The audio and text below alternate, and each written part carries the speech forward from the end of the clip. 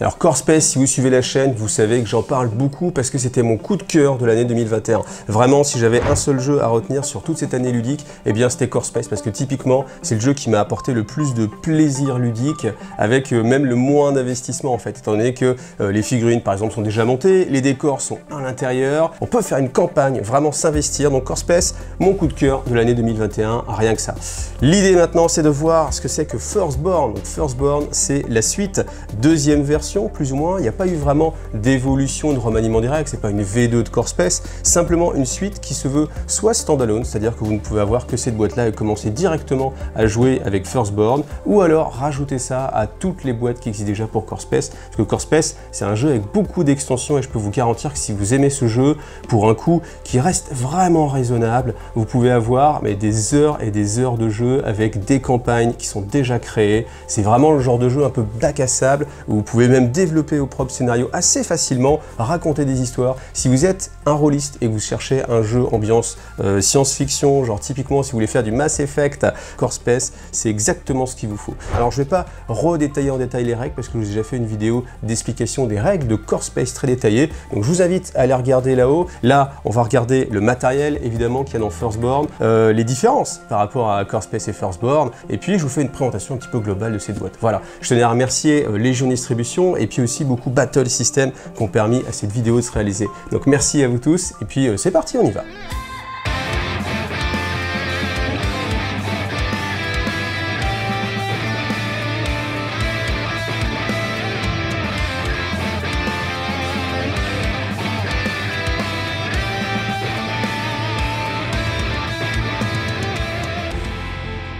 Alors on est sur une grosse boîte, hein. Vous voyez, elle est assez épaisse, mais je dois dire qu'en 2022, vu le nombre de jeux qu'on a déjà avec pléthore de matériel, eh bien c'est plus aussi impressionnant que ce qu'on pouvait avoir à une époque, même si je peux quand même vous dire que la boîte, elle est très bien remplie. Donc tapis néoprène, ça c'est vraiment super bien. Donc high quality, bon après high quality, honnêtement, si je voulais faire un comparatif en mode tapis, je serais beaucoup plus exigeant. Maintenant, je vous le dis tout de suite, c'est quelque chose que vous avez dans un jeu de société, même si c'est un jeu de figurines, honnêtement, on trouverait des choses qui me plairaient pas. Par exemple, au niveau de l'épaisseur, bon, c'est vrai que c'est très fin, je pense que c'est du 1 mm, 1 mm et demi. On retrouve la fusion, ça c'est des choses que j'aime pas, hein, fusion entre les textures. Souvent, c'est quand ils ont acheté deux textures différentes, ils savent pas trop quoi en faire. Et vous voyez, vous avez des choses qui fusionnent, des cailloux qui disparaissent. Ce serait pas comme ça, hein, dans une vraie photo, vous regardez dehors, quand il y a des cailloux qui vont sur, ou même du sable, hein, ça ressemble pas vraiment à ça. Ensuite, répétition de texture, ça malheureusement c'est très prononcé. On le voit pas forcément tout de suite, mais quand on regarde dans le détail, c'est incroyable. Et vous avez exactement la même case ici que là, pareil, je descends à chaque fois. Alors il y a des efforts quand même pour mettre des éléments ici, comme les cailloux qui viennent changer les choses, mais vous avez quand même cette répétition de texture. Alors après, heureusement, Core Space, c'est un jeu avec beaucoup de décors en 3D, donc ce qui fait que le plateau de jeu, globalement, vous le voyez pas, il est tellement couvert que ça n'a pas posé de problème, voilà. Mais encore une fois, je vous rappelle que par rapport à un plateau carton, ça c'est juste incroyablement mieux. Quand c'est bien fait, on a des guides de démarrage, c'est-à-dire qu'au lieu de vous lancer directement dans un gros bouquin, vous avez un petit fascicule en français, hein, 100% français, qui va vous détailler vraiment vos premiers pas. Donc vous avez 16 pages et directement, c'est très didactique, vous n'avez pas grand-chose à lire, vous avez juste à faire ce qu'on vous dit. Ça permet vraiment limite de pouvoir commencer avec un ami à jouer sans pour autant aller chercher en fait à ce que quelqu'un lise les règles, se tape le bouquin, après retransmettre les informations. Et ensuite, on a le livre de règles. Et regardez, c'est quand même bien fait parce qu'il y a une petite encoche ici. C'est là où on sent le souci du détail. Ça a l'air de rien, mais je peux vous garantir que quand vous ne connaissez pas votre bouquin, vous remerciez le gars qui a pensé à faire une petite encoche. Donc ce livre de règles, eh bien, toujours à la même façon, vous avez les différents éléments. Donc beaucoup de rappels, pas mal de scénarios. Dedans, vous avez une campagne. Les règles, comme je vous dis, n'ont pas vraiment changé, simplement des ajouts. Parce que maintenant, en fait, il y a des choses qui vont être assez différentes. Déjà, vous avez des ennemis qui sont différents. Au lieu d'avoir simplement des PNJ qui sont des marchands, des gens qui se baladent, vous avez des chasseurs. Et les chasseurs qui sont là pour récupérer en fait des trophées chez les aliens. Donc voilà, ça c'est plutôt sympa. Je vous en dis pas plus, on va regarder la suite du matériel. Alors faites attention parce que vous avez des inserts carton. Vous pouvez vous dire tiens, qu'est-ce que c'est que ces trucs en carton? Ça c'est assez important parce que ça va cloisonner en fait le dessous de la boîte. Ça vous permet de ranger les éléments une fois que vous avez monté les décors. Donc surtout, ne les jetez pas. Donc ensuite, vous avez des réglettes transparentes. Donc ça c'est plutôt sympa sympathique parce que ça permet de mesurer les portées. Et puis comme il n'y a pas 36 portées différentes, vous avez portée courte, portée moyenne et portée longue, c'est jusqu'à l'infini. Donc simplement avec 2 réglettes, vous faites toutes les mesures. Ensuite, vous avez une petite pochette estampillée Corespace. Alors je trouve qu'elle est un peu petite parce que vous voyez, pour mettre sa main, c'est un petit peu compliqué pour aller chercher des pions à l'intérieur. Après, avant d'aller sur les figurines, on regarde ce côté. Donc vous avez cette réglette, ça c'est une réglette donc en plastique, ça par contre c'est assez rigide. Donc c'est mis sur le côté, c'est votre compteur en fait de tours, c'est le compteur aussi d'hostilité. On a ça, c'est très pratique aussi. Donc en plastique, c'est du plastique vraiment très rigide, hein, vraiment costaud. C'est là où vous allez avoir vos fiches de personnage. Donc vous allez glisser votre personnage ici, ses compétences ici, les objets, son tracker de points de vie, de munitions, de facultés. Et puis voilà, vous en avez 4 pour les 4 personnages du jeu. La petite insert pour glisser son doigt, voilà. Donc si vous avez déjà Corespace classique, vous verrez que les cartes n'ont pas la même couleur. Donc le dos, c'est celui-ci, donc là ça marche. Par contre, vous avez des couleurs ici différentes. C'est pour directement faire votre tri plus facilement si vous voulez jouer avec des événements en relation avec Firstborn ou pas. Ensuite, la partie que vous attendez le plus, ce sont les figurines. Donc elles sont présentées comme ça dans une boîte, donc ça permet de les ranger. Donc dans cette boîte, vous allez bien sûr trouver les figurines, mais pas que. Vous avez aussi un ensemble de dés et puis les petits marqueurs que vous allez utiliser dans tout au tas du jeu. Alors les figurines, on va commencer par techniquement. Techniquement, ce sont des figurines en PVC pré-montées. Donc pré-montées, c'est bien parce que ça vous fait gagner vraiment beaucoup de temps. Après, on perd un petit peu sur certaines postures. Hein. Toutes les postures ne sont pas forcément possibles. Même si on voit que lui, là, il est complètement penché. Je trouve qu'il est même un peu trop penché en termes de... Mais bon, c'est un choix éditorial, admettons. Donc c'est du PVC. L'avantage, c'est que c'est souple, ça ne va pas se casser. La définition est pas mal. Le prix, du coup, est correct, hein, parce que vous avez quand même beaucoup de figurines dans un prix qui est assez contenu. L'inconvénient, c'est au niveau de l'ébarbage. Dès que vous avez des lignes de moulage, et là on en voit un petit peu quelques-unes, alors c'est pas mortel, hein, c'est-à-dire que pour quelqu'un qui est assez tolérant, ça peut passer très bien comme ça, mais si vous êtes très exigeant, il va falloir gratter, et ces figurines en PVC, quand vous les grattez, ça a tendance à pelucher, donc ça c'est assez embêtant. Maintenant, si vous voulez juste des figurines pour jouer à vos jeux de société, à votre Corespace, sans vous casser la tête, elles ont l'avantage d'être précolorées, donc teintées dans la masse, ce qui veut dire que vous aurez donc les marchands en gris, les premiers-nés en vert, les bestioles en marron et puis les chasseurs en orange. Comme ça, vous pouvez difficilement vous tromper, vous les reconnaissez forcément de par le look, mais aussi de par ce code couleur, donc c'est déjà ça de gagner.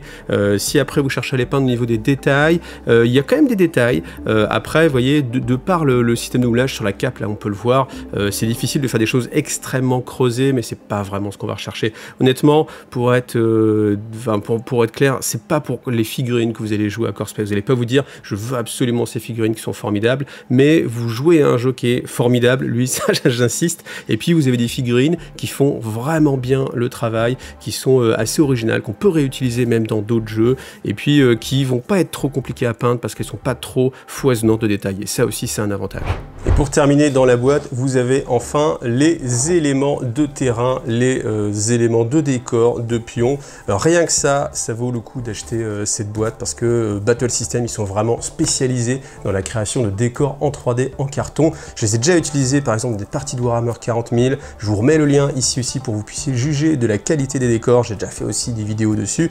Donc vraiment là-dessus, aucun souci. Surtout que ça en plus c'est une version encore plus modernisée, donc avec des meilleurs angles de découpe. Alors dans chez Planches Cartonnées, vous allez avoir déjà les éléments qui vont vous permettre de faire la vraie 3D. C'est ça que je trouve génial vraiment dans Corespace, c'est que vous êtes sur un beau tapis néoprène et vous êtes avec des éléments en 3D et pas simplement des choses dessinées. Ça vraiment, il y a un côté immersif qui est incroyable avec ce jeu, et c'est pour ça que j'aime autant ce jeu pour le budget en fait, un budget encore une fois vraiment contenu pour et les éléments de décor et les figurines et le jeu qui va bien derrière. Donc vous avez 3 fois cette planche là avec les éléments standards, donc du coup des murs larges, des grandes ouvertures, des petites ouvertures, des demi-petits, des quarts de mur en fait, ça c'est une nouveauté qui n'est pas dans le premier Corespace, des petites choses pour animer, mettre sur les côtés, voilà. Ensuite vous avez ces planches là, vous allez en avoir 2. Alors une petite particularité, c'est qu'on a des pièces secrètes ici, vous voyez, secrètes hatchway, donc c'est-à-dire une ouverture secrète uniquement pour les premiers-nés, donc pour les méchants de l'histoire, quelques petits compteurs, voilà. Ensuite, alors ça c'est toujours, moi ce que j'aime beaucoup, c'est le côté vraiment très immersif de ces décors, et surtout déjà peints. Donc là, la qualité graphique, je la trouve vraiment très bonne, parce que vous voyez, ces éléments-là, moi je trouve que c'est vraiment assez réussi. Il y a pas mal de détails, donc une fois que vous les avez mis, alors après, je vous en ai déjà parlé, le truc c'est qu'il faut eh bien colorer en fait la bordure, pardon, parce que du coup sinon c'est un petit peu moins immersif, mais vous allez voir que ça se fait bien et que le jeu en vaut vraiment la chandelle. Alors contrairement au premier Core Space, si vous avez des points de comparaison, là en fait les caisses sont remplacées maintenant par ces arches, et puis vous avez en fait des gros générateurs aussi là, enfin ces caissons de stase qui vont remplacer en fait les grandes caisses, donc c'est un petit peu plus immersif, parce que c'est vrai que si on était dans une exploration d'un ancien temple et qu'on se retrouvait avec des caisses blindées classiques, ça ferait un petit peu louche. Là au moins vous avez une vraie explication. Donc ça c'est pour les éléments de terrain. Alors je vous montre en accéléré la construction de la mission. Temps réel passé dessus c'est 15 minutes. Alors 15 minutes pour moi j'ai l'habitude, je suis organisé, mes murs sont triés à l'avance. Vous peut-être la première fois vous passerez 20-22 minutes, mais c'est un temps qui est assez raisonnable, surtout pour le rendu que vous avez derrière.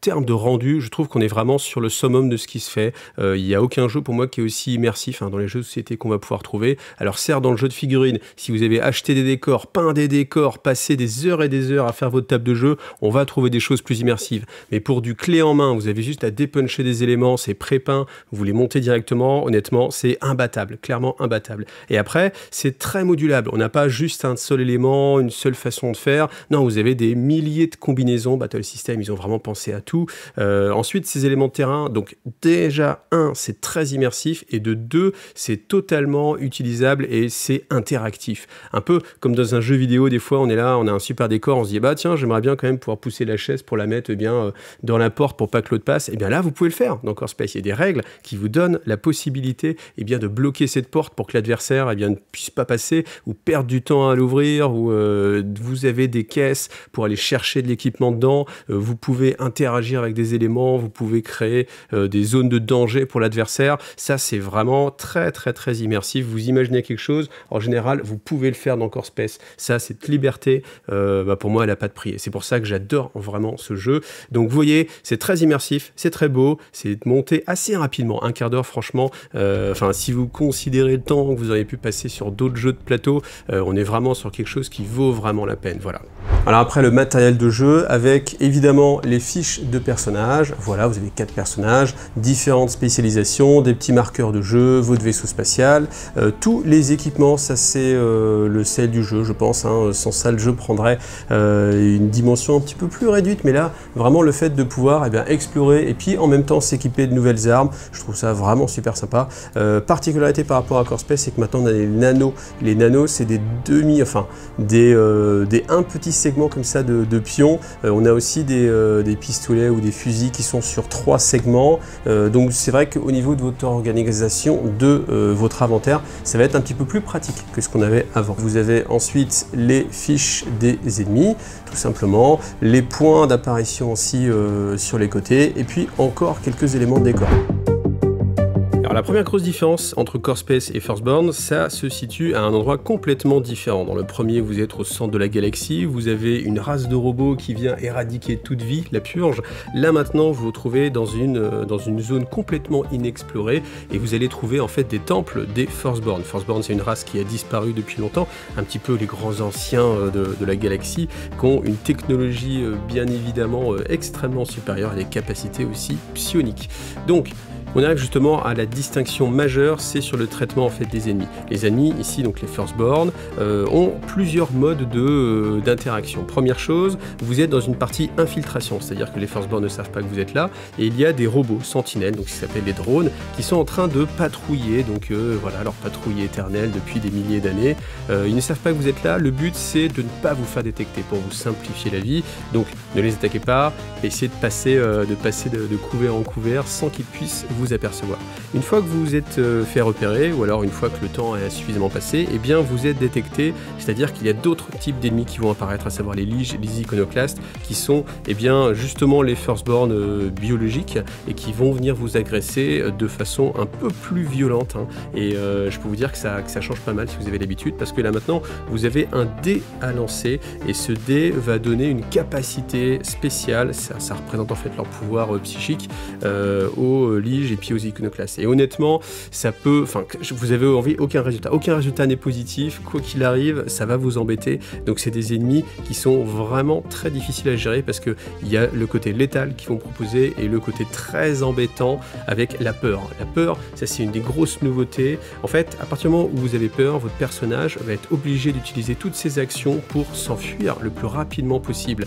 Et ça, tout simplement, ça vous fait perdre votre tour, ça vous fait perdre évidemment vos activations, tout ce que vous vouliez faire, ça vous éloigne sans doute de l'endroit où vous vouliez aller, sauf si vous étiez en train de rentrer à la maison. Mais bon, on va imaginer plutôt que c'est extrêmement négatif et la seule façon de s'en défaire, c'est d'utiliser ces épingles de compétences. Et ces épingles de compétences, on peut les perdre, il n'y en a pas beaucoup et honnêtement, on préfère vraiment les garder pour déclencher ses capacités.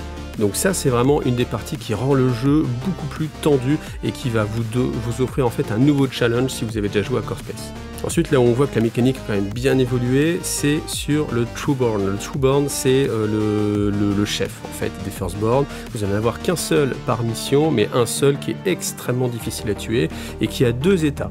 Un état éveillé et un état somnambule. Alors, tout dépend de à quel moment vous le révélez, à quel moment il apparaît sur la surface de jeu. Eh bien, il y a plusieurs états, il y a 4 états. Donc c'est là où ça a été poussé vraiment très loin dans la réflexion. Je me pose même la question si ça va pas un petit peu trop loin, parce qu'il y a vraiment beaucoup de façons de gérer le Firstborn. Donc vous avez vos 4 états, mais ça vous fait un ennemi qui est extrêmement difficile à abattre.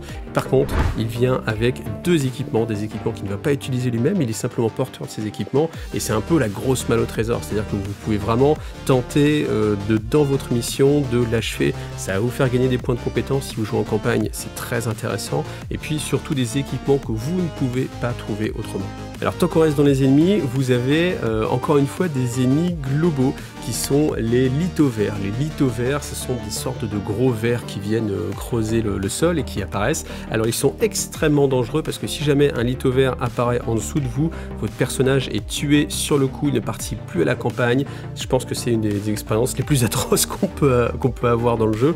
Et après, malgré tout, s'ils sont là, ils vont faire des attaques à chaque fois que vous rentrez dans leur zone qui est de 2 cases, donc qui est quand même assez grande. Et l'intérêt, c'est que ces bestioles vont aussi attaquer les Firstborn. Donc du coup, ça vous fait en fait, mine de rien, une 3e faction dans le jeu de base, et ce qui est vraiment sympa parce que, eh bien, faut gérer les vers qui sont, voilà, ennemis de tout le monde. Il faut gérer les Firstborn qui eux ont une façon de jouer un peu plus prédictible. Et puis vous avez une 4e entité, ce sont les chasseurs. Les chasseurs, eux, ne sont pas là pour vous agresser, ils sont là pour chasser en fait les vers. Donc leur priorité, c'est d'attaquer les vers. Donc ils ont une IA, c'est-à-dire un système qui va les déplacer, les emmener vers les vers, voilà, exactement, vers le ver, avec un petit ver à la main, imaginons. Et puis ils peuvent se rassembler, ils ont leur équipement, ils vont chasser des bestioles. Ça peut vous aider, ça peut aussi être un inconvénient parce que si vous êtes agressif avec eux, si vous attaquez, eh bien eux-mêmes peuvent vous attaquer en retour. Donc ça par contre ça va être assez embêtant parce qu'ils sont plutôt costauds. Donc vous le voyez, il y a eu un gros travail de fait sur les différents types d'ennemis qu'on peut rencontrer. Ça c'est vraiment en adéquation avec le fait que c'est un jeu qui s'adresse surtout en mode solo ou coopératif, et qu'en solo ou coopératif on a besoin que le jeu soit assez complexe au niveau de la gestion des ennemis, que ce soit difficile de gagner parce que si les parties ça roule un peu trop facilement, il n'y a pas d'enjeu et du coup on a vite fait de s'ennuyer. Moi je préfère vraiment une partie où il va y avoir un vrai enjeu, où j'ai envie de remettre les pieds dedans et me dire attends je vais pas me laisser faire par le jeu, plutôt que d'être en mode balade et où tu fais bon au final je me suis un petit peu ennuyé. Alors au final, qu'est-ce qu'on en pense de ce Firstborn? Eh bien, premièrement, si vous êtes un fan de Core Space comme moi, vous ne vous posez pas la question, vous le prenez, parce que ça va vraiment prolonger et multiplier vos possibilités de jeu. Ça va rajouter vraiment une grosse différence, parce que la gestion des ennemis est tellement différente que vous êtes vraiment sur une autre façon de gérer les choses. Après, la mécanique, vous avez déjà l'habitude, vous n'allez pas perdre de temps à vous prendre la tête sur comment se joue le jeu, et vous allez pouvoir vraiment prendre plaisir sur les nouveaux ajouts qu'ils ont rajoutés. Maintenant, si vous ne connaissez pas Core Space, et bien là la question peut se poser entre est-ce que je joue à Core Space ou est-ce que je joue à Firstborn? Quelle boîte je peux acheter pour commencer? La réponse, rassurez-vous, elle est très simple. Si vous voulez jouer en mode un peu compétitif avec vos amis, faire une campagne, vous avez chacun votre propre équipage à faire avancer, vous prenez Core Space, c'est certain. Si par contre vous voulez jouer en mode solo, vous prenez Firstborn, parce que Firstborn c'est vraiment fait pour faire du solo. Vous allez avoir une campagne aussi en plusieurs actes avec une difficulté qui va être croissante, et puis vraiment cette gestion très poussée des choses qui va vous permettre de vous amuser même si vous êtes tout seul. Après, l'autre possibilité, c'est que si vous avez envie de jouer avec des amis, mais pas en mode compétitif, en mode vraiment coopératif, par exemple, vous n'avez pas envie de négocier avec les gens. Je sais que ma femme, elle aime pas les jeux de négociation, donc par exemple, elle, je vais plutôt jouer à Firstborn en mode coopératif, plutôt qu'un Core Space où on va être en mode compétitif, où il y aura de la négociation, en mode, bon, je te tue, ou je te tue pas, tu me files ton flingue, ou tu me files pas ton flingue. Vous voyez, ce genre de choses-là.